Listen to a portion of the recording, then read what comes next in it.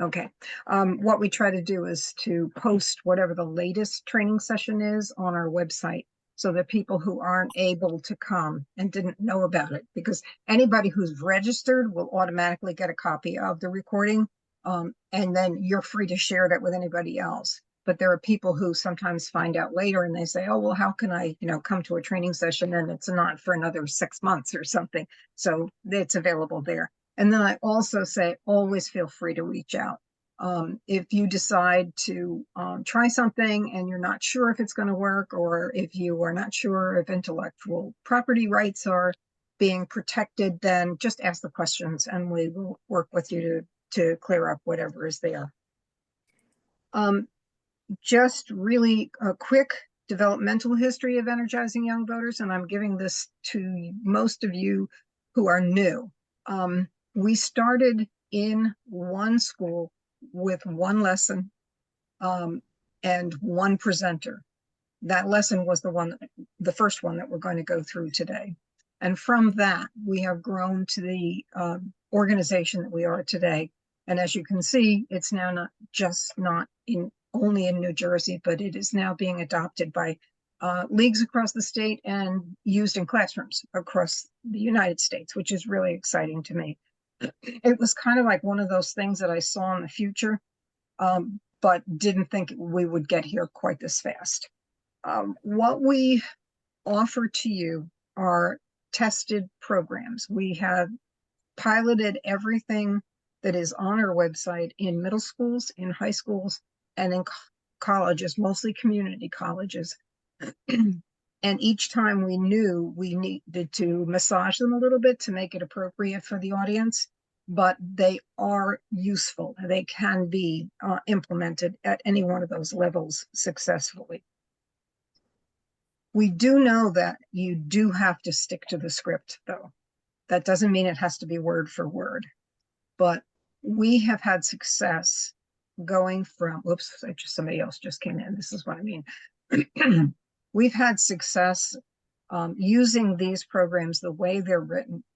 And the one piece of research that I'll share with you, it was very loose. I'm not saying it was a rigorous study or anything of that sort. But when we started, we used pre and post tests. We taught the timeline of suffrage and the truth about turnout, which are the two things that we're going to be using with you today. We expected to find that kids would be interested in turning out more for presidential elections, since that's pretty much what happens anyway, that's what they turn out for. But we asked them about presidential, midterm, state level like gubernatorial, municipal level, and Board of Education level elections. And prior to the lessons was what you would have expected. Much higher turnout for presidential elections. Couple would have turned out for midterm elections, but in most cases, they weren't going to turn out for municipal or Board of Education elections. So the graph kind of looked, really high and then right down to the bottom. The end, when we asked the same question, what we found astounded us, because the kids, these were high school students that primarily that we used, the kids intended to vote in every single election at the same level that they had intended to vote in presidential elections. And that just blew me away. And I said, if that's what we've got, we need to do a rigorous study to see if that intention, a change in intention to vote, is actually going to lead to voting behavior. And so since that time, I've been trying to work to get a grant to be able to carry out that study. It needs to be done by a university because you need to run it by an institutional review board. And right now, fingers crossed, I've got something in the wings that may actually lead to that. So I'm hoping that will be good. The other thing is, and this will be of interest, I think, to the two middle school teachers. We like 2 weeks ago, participated with Red Bank Regional High School, which is a very large high school in Monmouth County. And the kids come from a lot of districts, one of which is a small city, but most of which are really small communities, very, I'm talking there might be 20 kids in their 8th grade graduating class, and they all get clumped into this one big high school. So they have a summer program where they invite the kids to come in to become accustomed to the building, which is enormous, and just to the routines of the high school. And I'm going to share with you what the teacher just sent to me. I just got this. So she asked them, we did the fighting for the vote, all 4 of the lessons there. So she asked them first, which module did they find the most interesting? And the one they did was because we brought a voting machine into the school. So that was the how to vote rules of the road. But the others you can see are pretty evenly divided. Which module did you find the least interesting? And that was the truth about turnout, which you'll see today. I kind of get that because we included that information primarily for high school and college students. So these were just like end of middle school. They just graduated from 8th grade. Which module did you learn the most from? I don't think you could get too much more equally divided than that, but this is the one that I love. Did the workshop give you more information about voting and voting rights? Absolutely. And some of the comments that they made, I highlighted just a few. This workshop made me realize our past with voting. It also helped me understand why we vote, why we should vote more, it should say, and how it could really help us. And lastly, it helps me realize that everybody has a voice when they vote.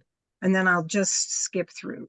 Teaches kids how to vote and spread motivation for other kids to vote in the future. Down here, what really stuck with me was this workshop about how to vote and how to choose who to vote for. I thought how every US citizen, no matter what the race, could vote and how they had to protest to gain this right. And that's part of what you'll go through today. And then I'm looking for the one, I think it's down at the bottom.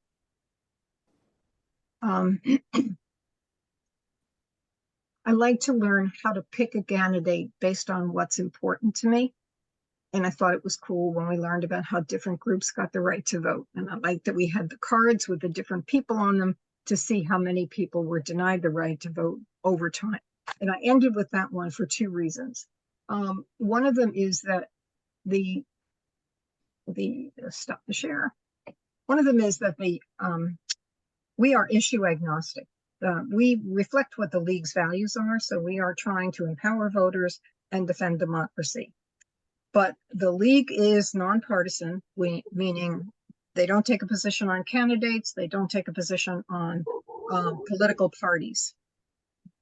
The League, however, has a 501c4, which is an advocacy organization. And the League does take positions on issues that are kind of hot topics. And so the League is often looked at now, because many of those positions are left-leaning issues, as a left-leaning organization. If we're going to try to get into schools, we can't do that. That's not our job as a youth-facing organization. Instead, we view our job as giving kids the tools to learn how to identify the issues they themselves care about a lot, and to give them the tools to work towards bringing about the kind of change they think should happen in their future. So we are rigorous about working to be sure that we are as balanced as we can be when we deal with issues. In fact, one of the things that I'm in the process of doing right now is changing the beginning slides of the module called What's Your Issue? Because it was pointed out to me that the issue, I'll back up. We were working to have kids, we wanted them to be able to identify qualities in people that allowed them to be good leaders, and that they're very different from one person to the other. So there are all kinds of people who can become good leaders. And it was pointed out to me that all of the issues that those leaders were leading were left-leaning issues.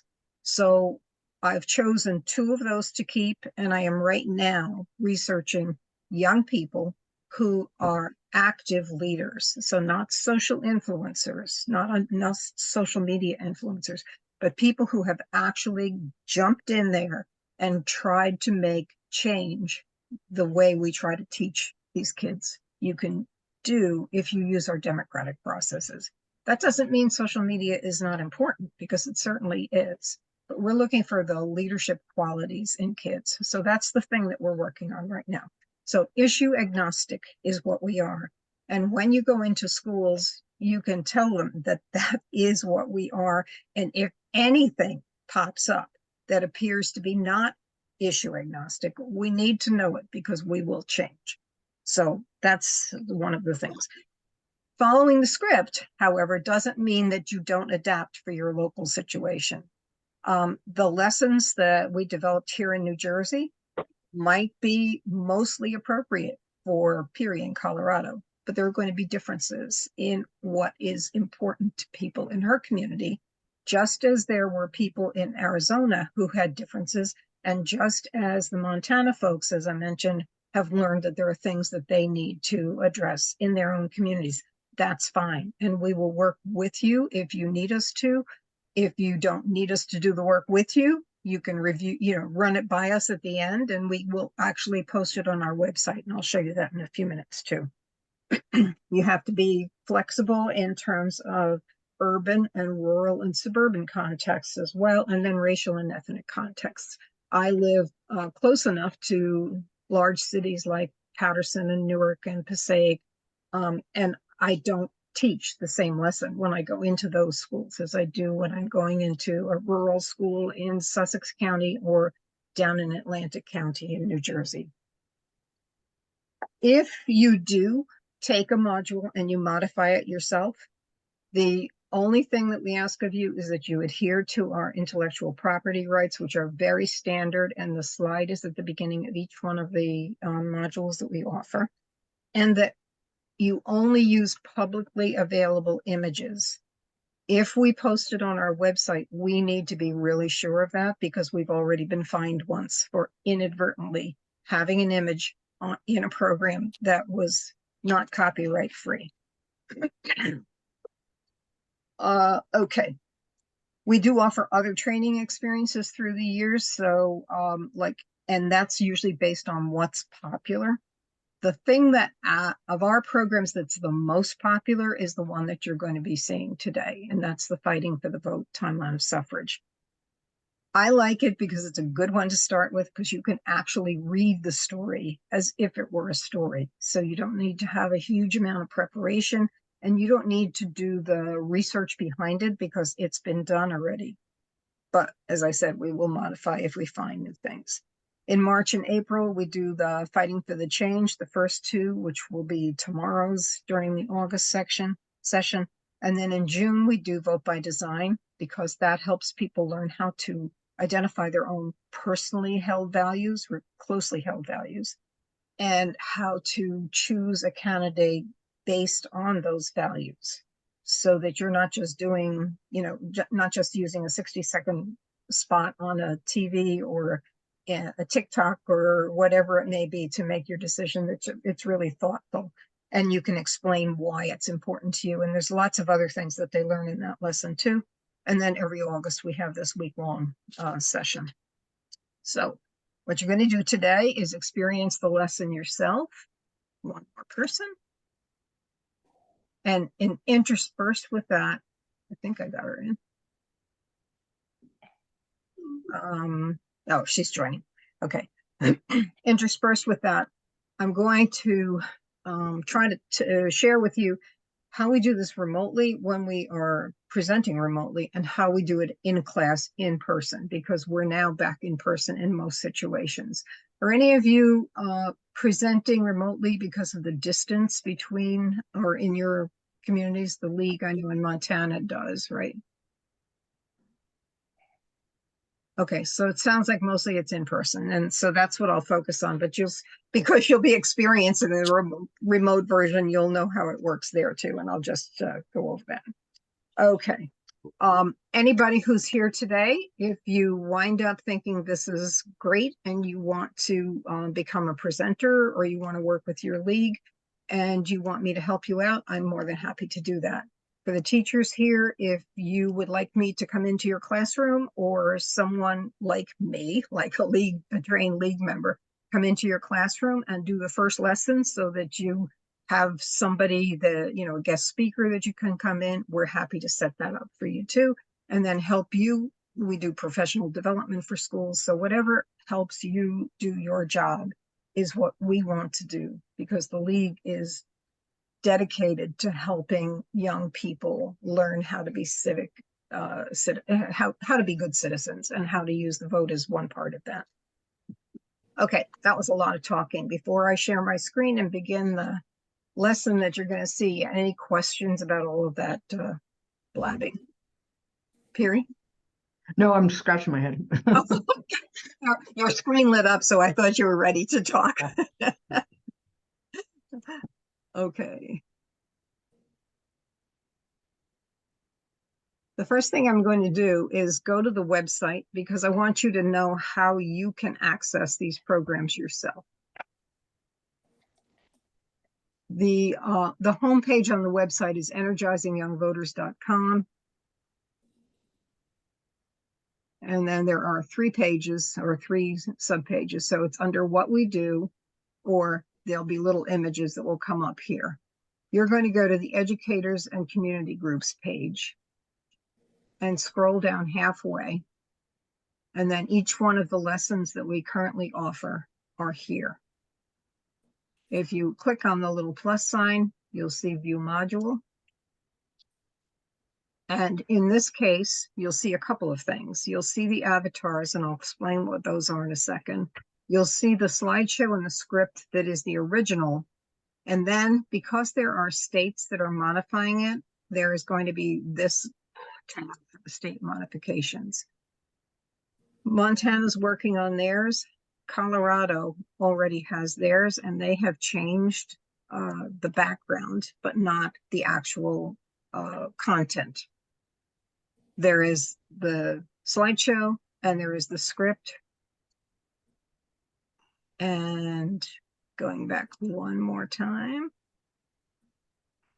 the person who Piri's partner, Jenny Bishop, made a template for you. So if you want to change it for your state, you can actually just borrow that and run with it. You can also use the program that we have if you like the background better. So we are in the Fighting for the Vote, Module 1, the Suffrage Timeline. The first tab here says avatars, and that's because we're going to be using a game to help the kids understand the difficult struggle that there was for most people to gain the right to vote in this nation. The avatars, and this again, we have Jenny Bishop to thank for in Colorado, Piri's partner. She has created each one of these with what the kids would recognize as a typical avatar. So they're named, and to the right, they have the characteristics that will allow them to vote or not vote. So this one is George. He's going to be able to vote really quickly, pretty obviously. And then you get down here to Kalyan, who's Cambodian, a woman, 47. She owns property and she's a citizen, and she will get the vote much later. So what I do is I'm going to stop sharing again for a second, since I can do this in person. I actually have printed those, and taken them to Staples. I always do this. I never know quite how to show it so you can see it well. But at any rate, I have them printed and laminated. There are 50 of them. In most cases, the class only has 25 kids, maybe 15 kids, maybe 30 kids. So if you're going to make the game work right, you have to know how to distribute them in order to have the right proportion of characters. And now, okay, here we go, back again.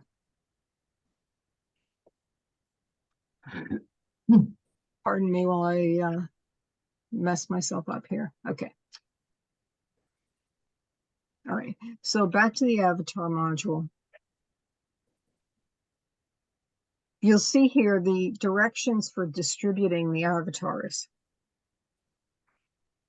And there is a chart that shows you the percentage of each one of the cards, each type of voter that you need. And when you look at the avatars, you'll see that they have a letter in the lower left-hand corner, which is a different color. So you'll need to get, let's say you have a class of 40 instead. You'd look at them, you'd get 4 of the A's because you need 10% of the population. You'd need 6 of the B's because you need 50% of the population, and so on. To try to make it easier, I've set up some schemas so that if you've got a class of 10, these 10 people, these 10 avatars will fit the bill, and you just fill the kid's name here, and then you distribute those cards. I did one for the class of 15, for a class of 20, for a class of 25, and I think 30 is the most that I did. If you need to add or subtract any, I would say add or subtract a few from the women first, but try to keep it roughly even to the number of A's, B's, and C's that come up first.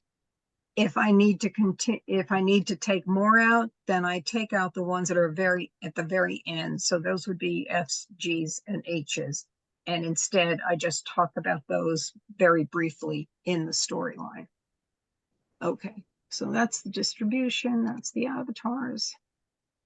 Let's go to the module itself. Can I ask a question? Absolutely. I don't recall that when the cards are passed out and as the students are walking in the room, at least that's the way you did it when I was at convention. I don't think you kept track of who had what, but you're suggesting that the presenter would be keeping track of whose name correlates to which avatar? A teacher will know how many students are in the class.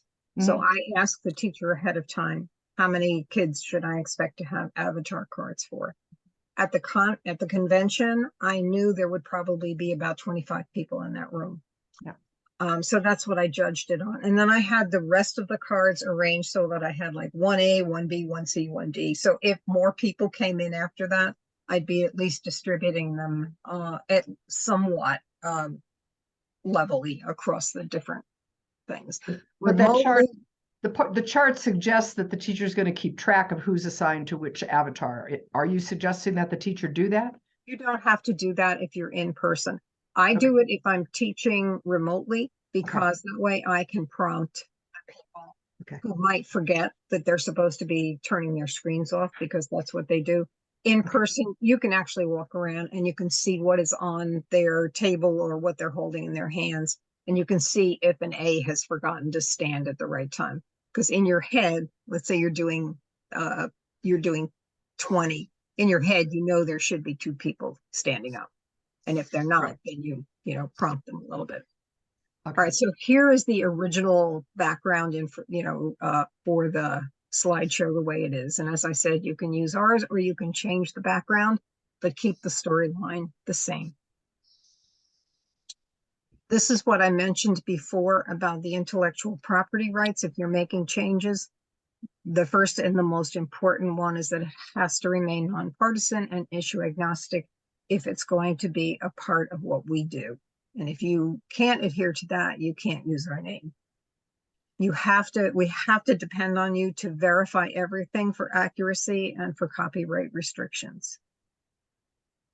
We have to encourage you to be as inclusive of diversity as possible. But the question came up when Colorado was working on it with the avatars. In addition to what I just showed you, initially the pronouns were on it too. And I asked that those be taken off because I felt that was too much of today, that it was too much. It was something that appears to some people to be left-leaning, and I didn't want to ruin the opportunity to use the program in schools that might not lean left or might be uncomfortable with those pronouns, even though I personally am not. I think it's good. I just don't think it will work well here yet, and it may be fine in the future. And then any changes, any additions that you make, you need to own those. You need to put a copyright on it for yourself. But that's if you add something, as Montana was doing with the Indian suffrage. that's something that they should be really proud of, and they should take responsibility, and they should take pride in it. So their copyright will go on it. You can't take off any of our copyright markings, and you can't sell it or do anything like that that would make money for you, because the league does not do that. So that's it. All right. So when we are league members, we start first talking about the league's positions, that we're nonpartisan and that we're members of the league, we're volunteers, just to make it clear every time we present this that we are not here to try to convince anybody to vote a certain way. And we talk about what the word suffrage means. And I'll tell you that I can't tell you that I have been in any middle school where the kids knew the meaning of that word. And I have been in high schools where maybe 3 or 4 people knew the meaning of the word. So I preface that by saying, I know that this is not a word that's in most people's vocabularies yet, but do any of you know? And I try to elicit from them that what does it sound like? I'll say, and most of them will say suffer. And then you can lead in and say, it's not the same root word, but you can relate the two of them, because many people suffered in order to earn suffrage, which is the right to vote. And then here, if you're from a different state, you would use something different, obviously. But we ask the kids, so do you know who can vote in New Jersey? And try to get them elicit it from themselves. And they generally come up with citizen and 18 years old or older. The change in our law only happened 2 years ago, so that now people who have been in prison, who've been released, can re-register and vote again. So it's an opportunity for us to kind of make everybody aware of that. And so we've got this little thing that comes flipping in like that. You'll see here that there is can you see my cursor moving when I do that? Yes. Okay. Otherwise, I'll try to use that laser thing, but I don't like it. Some of our students have made videos related to what we have here. This young man made one on the history of voting in New Jersey, which goes back before, and women in New Jersey could vote for a long time before it was not acceptable for women to vote. And not only could women vote, but people of color could vote as well. And then it was removed from our Constitution, so they could no longer vote.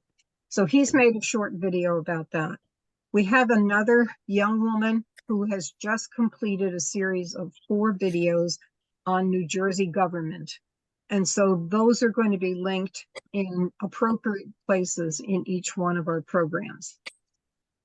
They're remarkable. I will tell you, she just graduated from high school, and they astounded me in terms of their complexity and their appeal to kids. So when those are posted, you might want to look at them so that you can use them if you're in New Jersey, if you have the time and you find it's appropriate. There are also some young people who in this particular program have taken on the role of speaking the part for their ethnicity, but you'll see that as we go on further. You do not have to use those. You can pick and choose from among the slides or the videos that are attached, whether or not you want to use them. They do align with the slideshow, but time is important. And I know classroom teachers are pressed for time. These were designed for 40-minute class periods initially, but this particular lesson now has expanded because of things that we felt were more important than the time that we could spend in a classroom. So sometimes we will leave things with the teacher if we're the guest speaker. If it's the teacher themselves needs to recognize that it is going to take more than one period to do this particular lesson. The others, that is not so much the case. Okay, then we teach kids, what the avatar cards say, have them look at it, ask a couple of kids, who's your avatar? What are the characteristics on it? Just to make sure that they really do understand. And then we move into the storyline. We begin back at the Revolutionary War period, but we do want to recognize that there were people on this land before the original colonies were established. For our story, we start at the Revolutionary War because that set the stage for the formal establishment of our government as we know it today. Americans have been fighting for the vote from the beginning of our nation. We fought a war with England, the Revolutionary War, obviously, for our independence. But another way to look at the Revolutionary War is that it was a war for the right to vote. Think about this. The colonists were upset because, among other things, they were being taxed by the English Parliament, and they had no voice, no vote to select the members of that parliament.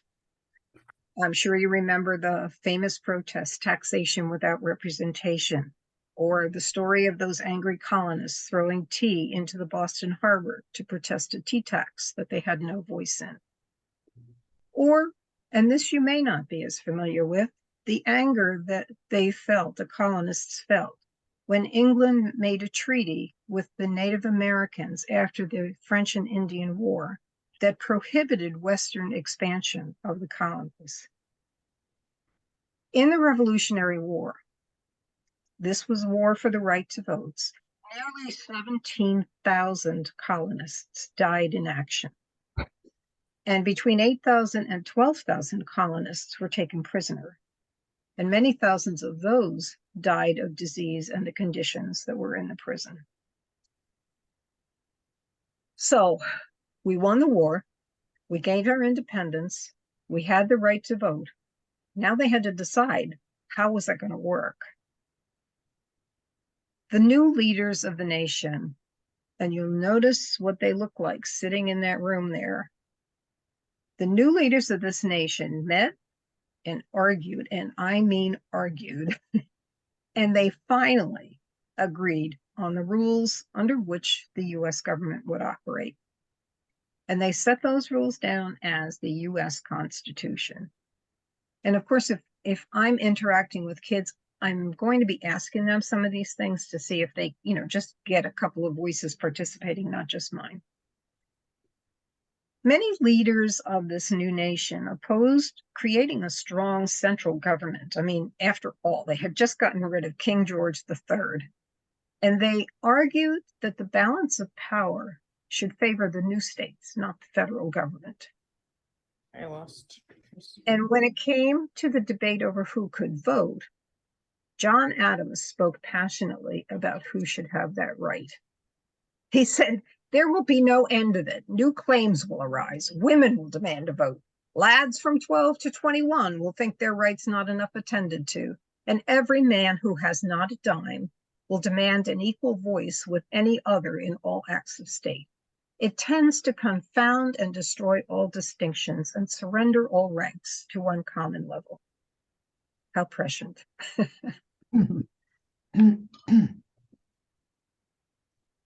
When the founders established the country, the one way they could get everybody to agree on the question of voting was to not define voting rights at the federal level. Instead, they gave that responsibility to the states. And that's a theme that you'll keep returning to.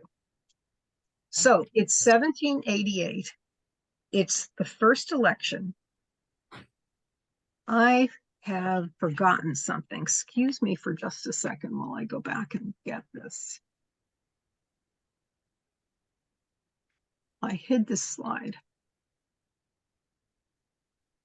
Okay. So I'm going to flip back here. And what I'd like you to do, these are the avatars now. Just at random, pick one that you think you want to be for the duration of this, because I didn't send you all avatar cards ahead of time. So take a second and pick the one you want to be. How is she doing this? I'm not seeing it. You're not seeing the avatars on the screen? No. I am. I see them. All right. How are we supposed to let you know what we picked? You don't need to let me know because I'm just going to ask you to look at who that is as we progress through the Oh, okay. program, and you'll see when you actually get the right to vote. Okay, thank you. Okay. Okay. Oh, here they are. Okay, you got them now? All right, ready for that. All right, so it's 1788. It's the first US election. Who can vote? You want to tell me what you think it is? What's one thing? White men. Okay. Rich, property. Pretty owner. Okay. So the only one you, white male, 21 years old or older is the one that you missed, and own property. Now, citizenship rights were not defined until much later on. So at this point in time, it was just assumed that people who were male, white, 21 years old or older and owned property were actually citizens. So if take a look at where your avatar was on that chart and see if you can vote yet. Those are the 2 out of 25 that would be making the decisions for everybody else in the group. Now, when I'm working with kids in the classroom, I kind of kibitz with them at this point, and I say, you know, to those 2 kids or 3 kids, whoever many is, how does it feel? You can, you know, you just split from this Great Britain because everybody wanted to have a say in what was going on, and you have the say. How does that feel? You know, oh, power, you know, muscles building and that sort of thing. And then that's used again later when we go on to 1856 and the property rights. So this is about 60 years ahead. And at this point, the country has expanded west, despite that treaty. And it went from 13 states up to 32 states. And the population grew from 4 million in 1790 in the census then to 23 million in 1856. So that's like 6 times the population. As that was happening, customs were changing as well. And people no longer paid quite so much attention to social position. And they also didn't pay so much attention to who owned land. But probably one of the key things was that there were men who had fought in the Revolutionary War and men who had fought in the French and Indian War and the War of 1812 who still did not have the right to vote.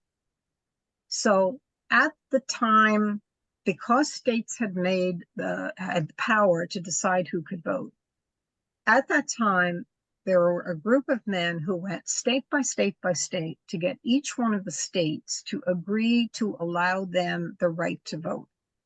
And in 1856, North Carolina was the last state that finally allowed the men who did not own property, but were white men 21 years old or older, to also have the vote.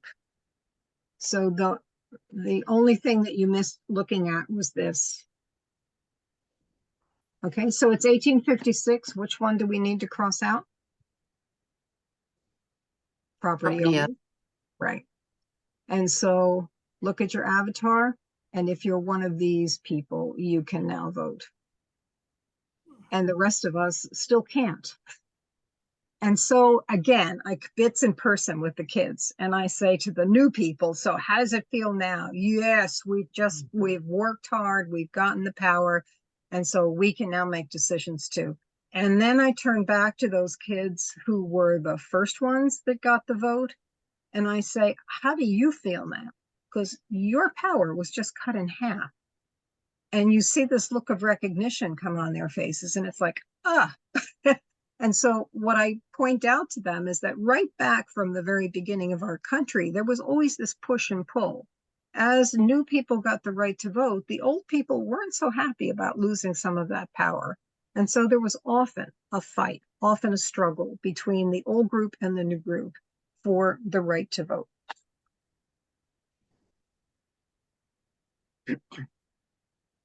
And by the way, when I'm showing you this, if you do it remotely, the people have the avatar cards ahead of time. And if you're ever going to do it remotely, you can ask me about how to do that. But we ask them to all turn their screens off if they don't have the right to vote at the first spot. And then as they get the right to vote, they can turn their screens back on. It's really powerful when you first see all of those screens go dark. And then as you begin to see people earn the right to vote, you begin to see the screen lighten up again. And it's almost symbolic as well when you see the screens getting lighter. Okay, so the next milestone in the war for suffrage was the Civil War. I mentioned that the right to vote wasn't mentioned in the Constitution, and it wasn't until the end of the Civil War that the Constitution was amended, which means changed, to set the first nationwide rules about suffrage. And here's what happened. About the same time that the states were eliminating property ownership as a voting requirement, the country was facing its biggest challenge in our history, one that would have a profound effect on suffrage. In the mid-1800s, tensions between the North and the South were mounting over the question of slavery and whether those new states that were coming in would be, when they entered the Union, free states or slave states. The election of Abraham Lincoln brought those tensions to a head. And at that time, the South withdrew from the Union and the hostilities of the Civil War began. Between 1861 and 1865, America waged the bloodiest war in our history. The war was fought over slavery and the rights of African Americans, but in the end, it also turned out to be about suffrage. Now, we know the North won the war, and the Union was saved, and the enslavement of people was ended, and African American males were given the right to vote. But there was a huge amount of blood shed for this right to vote. Between 650,000 and 850,000 Americans died as a result of the war. That's more than in any other war we have ever fought. 620,000 Americans equaled about 2% of the nation's population in 1860. That would be the equivalent of losing 6 million Americans today. 1 out of every 4 soldiers who went off to war did not come home. So everybody was affected. Freeing nearly 4 million formerly enslaved people left important questions unanswered. What rights would the newly freed African Americans have? Were the formerly enslaved people citizens? And there's that word that I referred to back in the beginning. And if they were citizens, could they vote? And so 3 constitutional amendments answered those questions. In 1865, at the end of the Civil War, the 13th Amendment to the Constitution passed. It ended slavery. In 1868, the 14th Amendment made all people born in the U.S., including the formerly enslaved Americans. The 14th Amendment to the U.S. Constitution provides that with few discrete exceptions, people born in the United States are citizens of this country, irrespective of race, ethnicity, or the national origin of their parents. And then 2 years later, in 1870, the 15th Amendment changed the suffrage laws across the country, and it gave African American citizens the vote. The 15th Amendment states that the rights of citizens to vote shall not be denied by the United States or by any state on account of race, color, or previous condition to servitude. So that 15th Amendment is the first time that the federal government steps in on the question of voting. Prior to that, it was only the states. So you ask the kids who had the right to vote or who decide who to vote, and they would hopefully give you the answer, the states. So the federal government is now putting a limit on that authority. So what do we need to cross off now?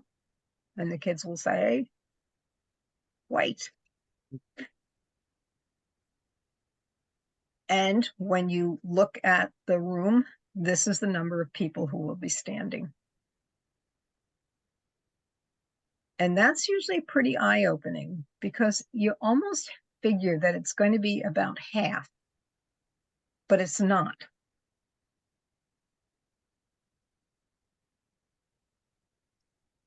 And then we move up to the next big milestone. It's 1920, and this time I'm going to this is one of the young women who took on the explaining what happened during the 19th Amendment. So I'm going to let her tell the story.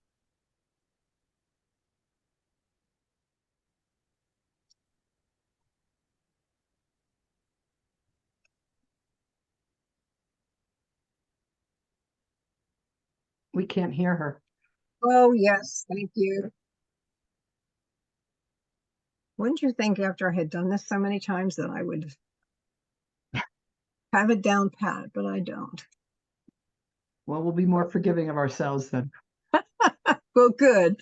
Let me see. Share screen, share sound, and optimize for video clip. If you haven't done it before, those are the two things you have to do before you share your screen, which I didn't do. Try it again.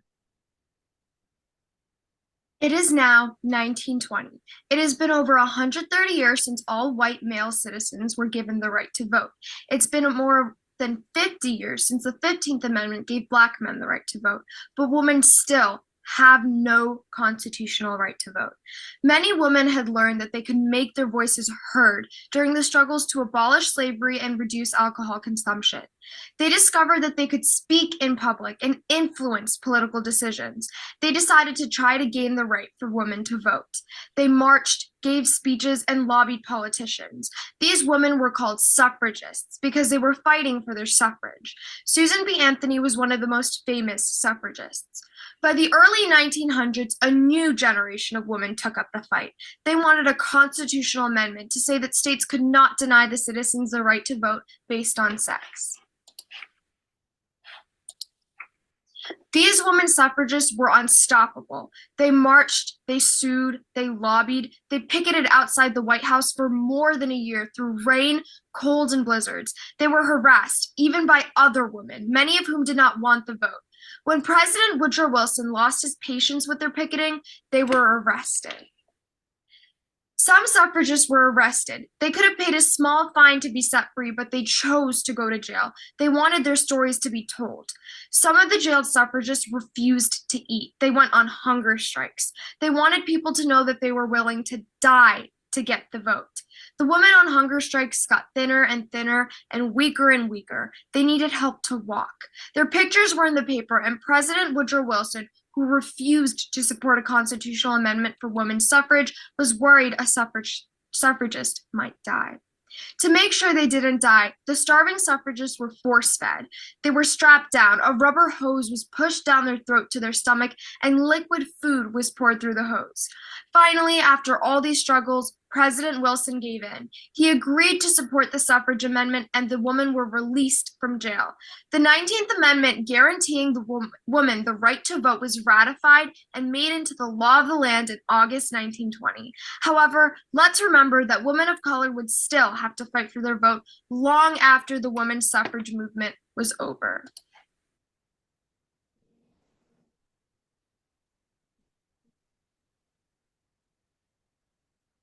Okay, so if you choose to use that, you have to skip the slides in your own slideshow, and then you come to this particular screen.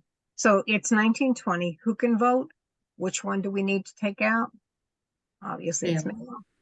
Okay, and at that point in time, that's what the screen looks like. And so at this point, most people are kind of like, oh, okay, so that looks more like what I expected it to look like. The the thing that I say to them is that it's complicated.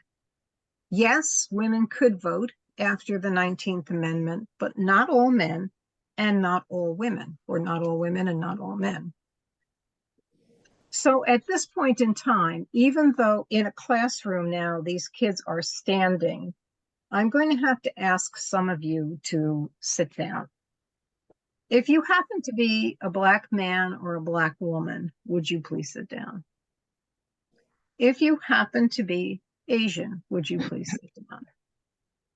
If you happen to be Hispanic, would you please sit down?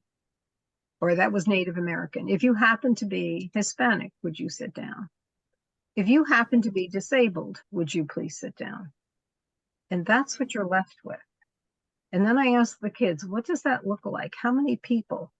And they'll all say, it looks like back like 1856.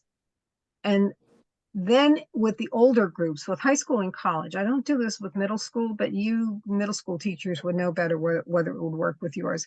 I break them up into small groups and I say, okay, talk about just what just happened.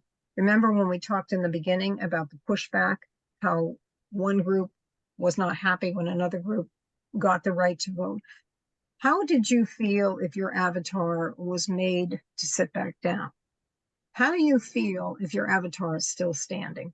And I give them maybe a minute or two to do that, and then I ask them to share. And the responses are usually pretty powerful. They always come up with, I didn't like having to sit down again. I felt angry. I felt put down. I didn't like that those people were still standing and that they were now going to have the chance to make decisions for me again when that wasn't really what was supposed to happen according to law. And so then we talk very quickly about the Jim Crow period and how segregation affected different groups of people and how violence affected groups of people and kept them from voting. And then we go through the next several slides and we talk about the struggle that each one of those groups faced in order to regain the right to vote. So this is the first one. This is Amira. She was a high school senior when she did this. She's now in college. While the women's suffrage movement had its roots in the anti-slavery movement, early suffragist leaders later split off from the alliance with abolitionists. They were angry that under the 15th Amendment, Black men would get the vote while white women were still denied. When the 19th Amendment was up for debate, Southern politicians especially seethed over the prospect of enfranchising millions of African American women. The women suffragists faced a moral dilemma. Racist opposition in Congress have led to the defeat of suffrage for any woman. White suffragists turned their backs on the Black women who had also fought long for the right to vote. While technically the 19th Amendment gave Black women the right to vote, whites in the Jim Crow South knew all too well how to keep African American men from voting. Now they were going to keep Black women from the polls as well. 1920 and the passage of the 19th Amendment marked for Black women the start, not the end, of the fight for the right to vote, a fight which lasted until 1965 and the passage of the Civil Rights and the Voting Rights Acts.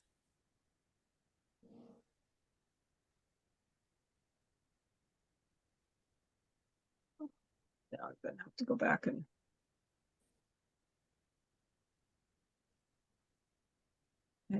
start the share again. I hope. Also included from the franchise were Native Americans, many of whom were not even citizens until 1924, with the signing of the Indian Citizenship Act. Until 1924, Native Americans had to give up their tribal identities and their tribal rights and move off of reservations in order to be considered a U.S. citizen and to have the right to vote. They weren't guaranteed their voting rights until the passage of the 1965 Voting Rights Act. Voting rights activist Gertrude Simmons Bonin, who was the Khalasa of the Yankton Sioux Nation, was prominent in the suffrage movement. She and other Native suffragists didn't want to only have U.S. citizenship. They also wanted recognition of their tribal and their citizenship in their tribal nations and their treaty rights, particularly to land and water. They wanted to use suffrage and U.S. citizenship to save their land and their communities. After the 19th Amendment was ratified, giving women the right to vote, Bonin spent the next several years going to white women and saying, "Now you have the vote. Please fight for my people. Don't forget your Indian sisters." And then in this one, I give people a chance to just look at those two people and mention that the woman on the right was a 16-year-old when she began to fight for women's right to vote for Chinese women.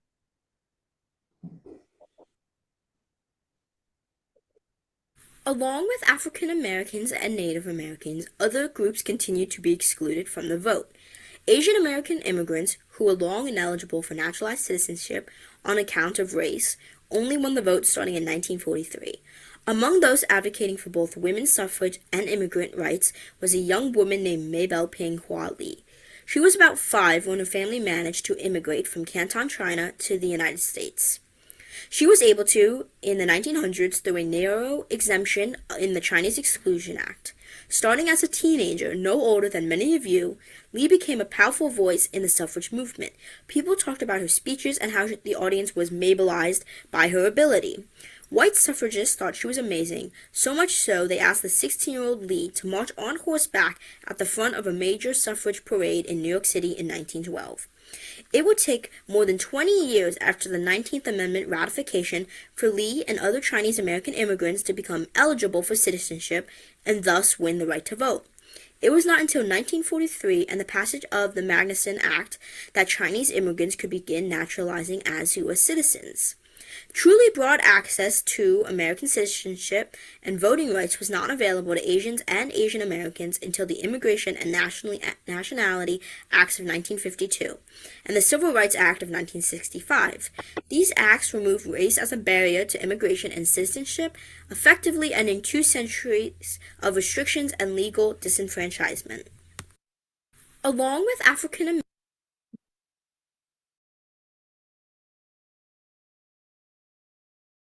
And then we move into the 60s and the fight for civil rights. And I'm going to pause there for a second, because one of the things that I think if I were a classroom teacher doing this, I would really urge the kids to do is to take on those parts themselves and each one of them be a presenter. Remember I said this is more than a 40-minute lesson at this point in time? Well, that point where you have the kids sit down is a good one to stop. It's a little bit less than 40 minutes if you do it in a classroom, but then you could come back and have the kids actually work with one another and do their own videos or, actually stand up in front of the class and do this.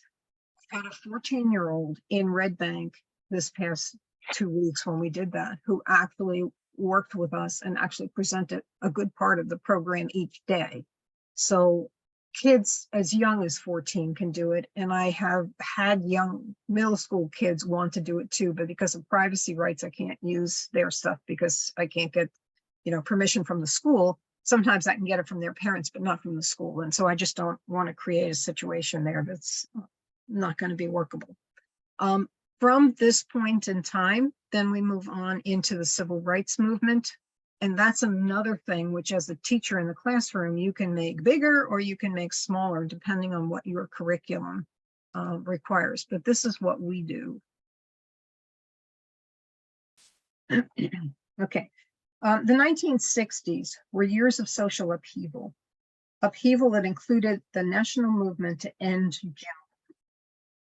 Civil rights and voting rights champions like Martin Luther King emerged. And under his leadership and inspiration, Blacks and whites marched, demonstrated, held sit-ins, risked their lives to stand for African American rights. The civil and the voting rights activists of the South, in the South, were beaten and they were arrested and some were killed. One man was murdered for registering Black voters. 4 young girls were killed when the church they attended, which was a center for civil and voting rights meetings, was bombed. Dozens of activists were shot and many were lynched. But activists continued to march and demonstrate. On the Selma to Montgomery March for Voting Rights in 1965, state troopers attacked marchers with nightsticks, tear gas, and whips. The violence was shown on national television, and that helped shock the nation and move the president to act. We've heard several times now about the Voting Rights Act of 1965. And on August 6th, 1965, President Lyndon Johnson signed the Voting Rights Act into law. Now, this was a law, not an amendment. The law gave the federal government the right to review any changes to voting laws in the southern states that had a history of voter suppression. It restored the ability to vote to groups that long held the right to vote, but were stopped due to voter suppression. So it's 1965 now, who can vote? And then we can add back Black women, Asian people, and Indigenous people. But notice there are still groups missing. The next milestone in the suffrage timeline was the 26th Amendment. That change to the Constitution happened in 1971 when the 26th Amendment lowered the voting age to 18. We've just seen that the fight for the vote in 2 of the 3 cases that we covered involved war, the Revolution and the Civil War. The 26th Amendment indirectly involved war as well. And here's the background. Even today, every U.S. male is required to register with the government on his 18th birthday. And during the war in Vietnam, our country had a draft, and that meant that from that pool of young men who had registered to vote, or registered with the government, not registered to vote, a lottery was set up. And the lottery picked those people, those men who would have to go into the military, no choice. Most of those men were sent to Vietnam to fight in a very unpopular war. And of those who died during that war, over half of them were young men between 18 and 20. Men who had no vote, had no say in whether the war should be fought at all. So protests started again, and the protesters began to march with the slogan, "Old enough to fight, old enough to vote." And the 26th Amendment was passed more quickly than any amendment in our history, and 18-year-olds were given the right to vote. So what do we need to take out now? 21, move it down to 18. And by the way, that's something that most kids are not aware of, that it was not always 18. And I forgot the slide in there, but at this point in time now, 2 more people are standing up, but the struggle continued. And this is something that I did not know until it was brought to my attention, because we made this presentation in a community that had a large Latino population. The 1965 Voting Rights Act allowed Puerto Rican citizens living in Puerto Rico to use their Spanish language to register and to vote. But if they emigrated to the United States, that right was denied. They had to use English. And when they went to the polls, they were given a literacy test. They were given something to read, and they were told, if you can read this, you can vote. And if they couldn't read the English, then they couldn't vote. They were sent away. I didn't know that. I don't know if you did. The inability to read and write English, as well as violence and gerrymandering and intimidation, were still being used by states, particularly in the Southwest, to deny Latinos the right to vote. In 1974, the Southwest Voter Registration and Education Project, which was the largest nonpartisan sunglasses? Latino voter participation in the organization in the US, started operations with founder William Velasquez and other Mexican-American political activists.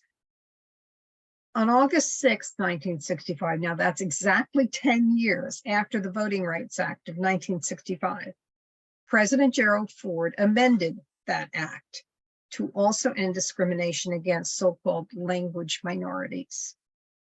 Protecting the voting rights of Latinos, as well as non-English speaking Asian Americans and other immigrants, made it possible to translate registration materials into other languages and strengthened the political power of communities of color.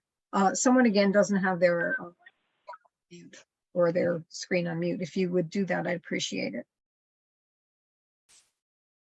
And in New Jersey now we have 12 languages posted on the New Jersey Board of Elections website, so you can download the materials directly from there in 12 different languages. I can't list them all. But there's still one more group who faced barriers to voting. Lower turnout among people with disabilities was a result of barriers to the ballot box.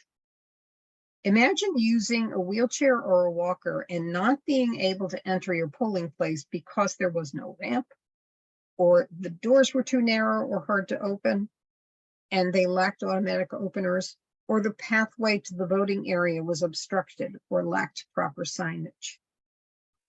Imagine being blind and encountering a voting machine that did not have audio or large print ballots. Several federal laws now protect voting access for individuals with disabilities. The Americans with Disabilities Act of 1990 provides national mandate for eliminating discrimination against individuals with disabilities. And the Help America Vote Act of 2002 specifically provides that an accessible voting system must provide individuals with disabilities the same opportunity to vote privately and independently that others enjoy. But voter suppression still occurs. There are still things being done in states to make it difficult for particular groups to vote. Some states are removing names from lists of voters. They give reasons that are not always valid. And in many cases, the problems are not resolved in time for a person's vote to be counted.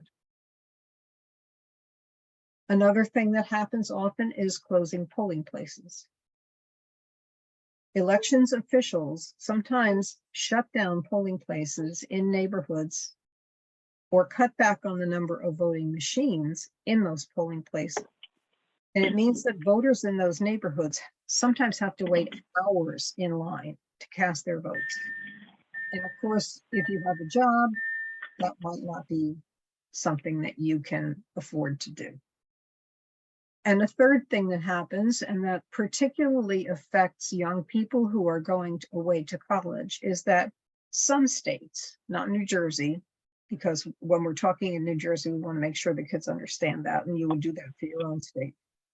Some states require voters to show ID when they vote, and they require forms of ID that are difficult for certain populations.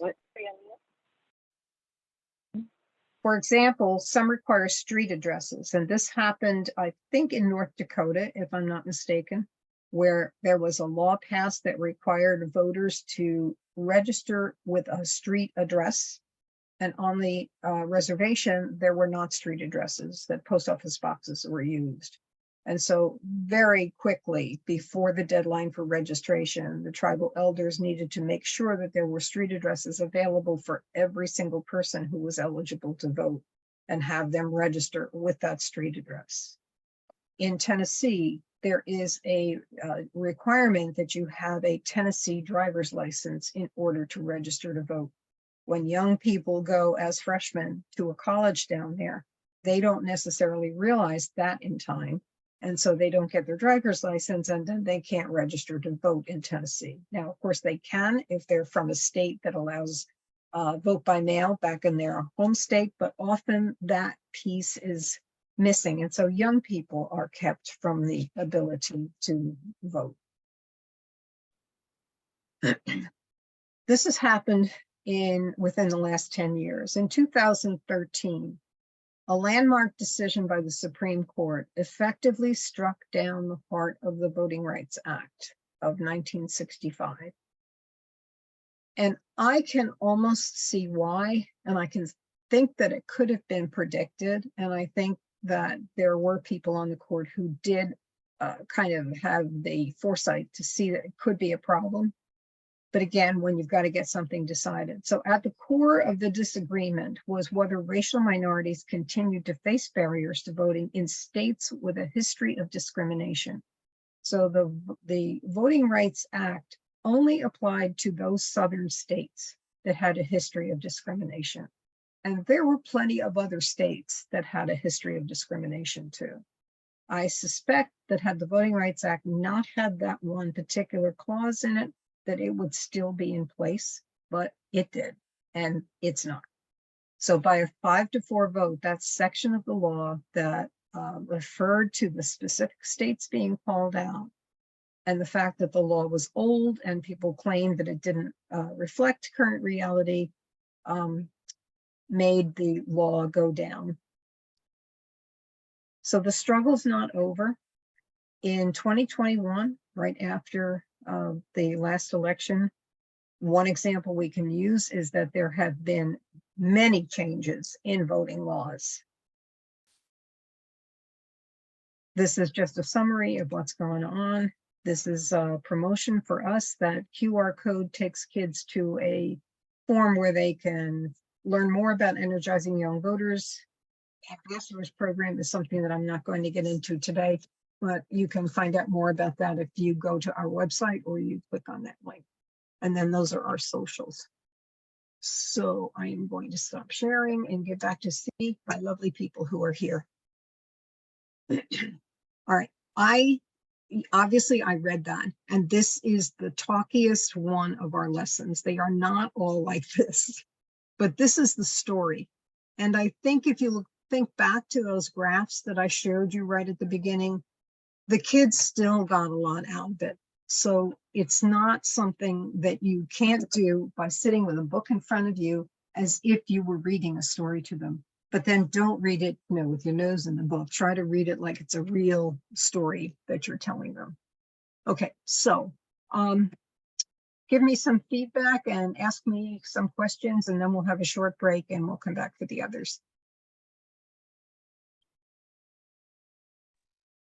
I have a question. This is Eileen from Washington State. I was wondering how you decide the avatars. Is it a random as the kids walk in the room, or are they assigned them in some particular way? Good question. No, they're not assigned in any particular way other than that they need to be proportional to the number of people who would vote. I usually hand them to one of the kids and say, give everybody one of these cards. So it's very random. Good question. Fran?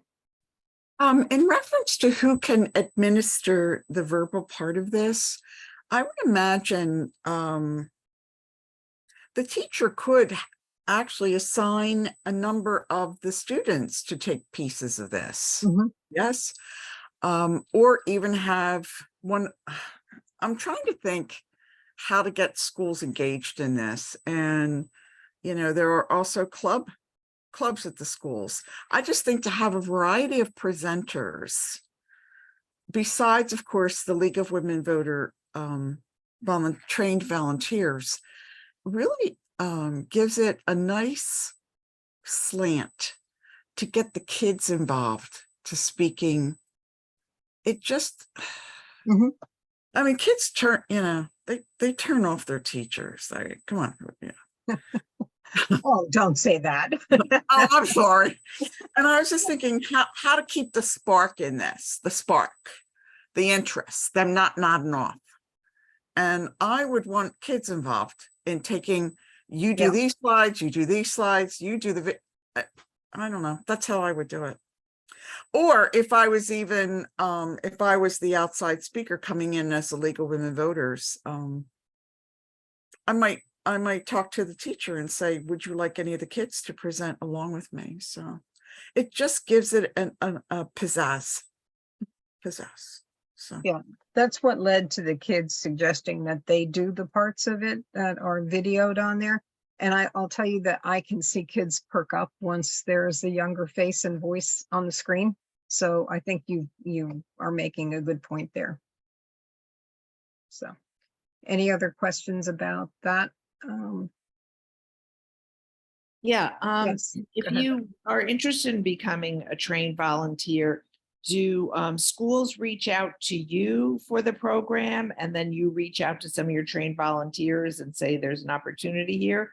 Or do we always have to go and look for the opportunities ourselves, which I would be fine with doing. I'm just curious if there's both.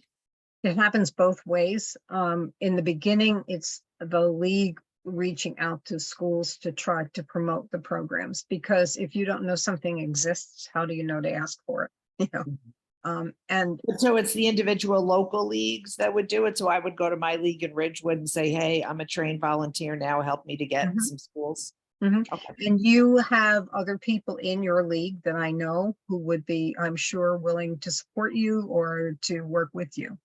And that's usually it. We are encouraged when we have in-person training sessions, when somebody has come in to observe us working in the classroom. And that's one of the things that we recommend. If you want to be a presenter, don't go in cold, come and watch somebody else do it so that you're familiar with how the kids interact with the presenter and what are some of the things that, you know, the teacher might modify, a presenter might modify when they go in to work with a group that's 7th graders versus a group that's college freshmen.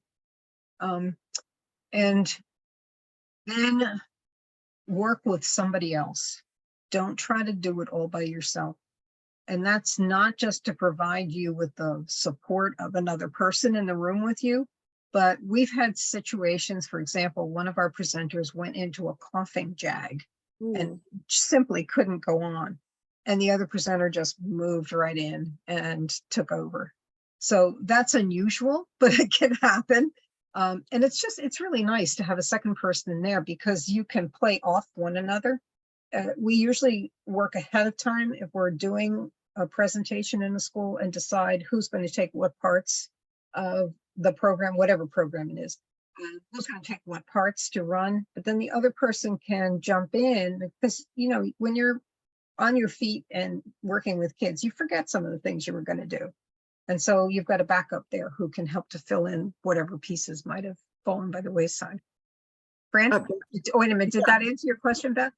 Yes, thank you. Okay. yeah, and I'll just share with Beth, I've had the opportunity to accompany Pat and her other team players. And I've observed and I have taken a part, and it has been a rich learning experience for me, gaining the confidence, seeing the vibration of the kids in the classroom, seeing how they react. So I would highly recommend just be there and just, you know, last time I went to Red Bank and just sat in the back of the room, what a learning experience just to be back there and see everything that was going on. It really raised my level of comfort. I got to see the two teachers that were helping to facilitate the room, and they were helping Pat and Louisa, and it was just, it was powerful because it was a team effort. So I'd recommend go to some and just be there. And you're in Bergen County, right? Yes. All right, we've done a couple in Patterson, so that's not too far from you. And the person who's the lead there, I know would be more than happy to have you come in and Great. sit and observe. Okay. That's my pen. And that's interesting too, because it's very different from Ridgewood. I mean, Patterson is Oh, yeah. urban, and Ridgewood is very suburban. So it would be an interesting contrast for you to see. Any other questions about the program of the timeline of suffrage? Okay, I don't know about you. I hope that you had the same experience that I did when I first watched it. I learned stuff.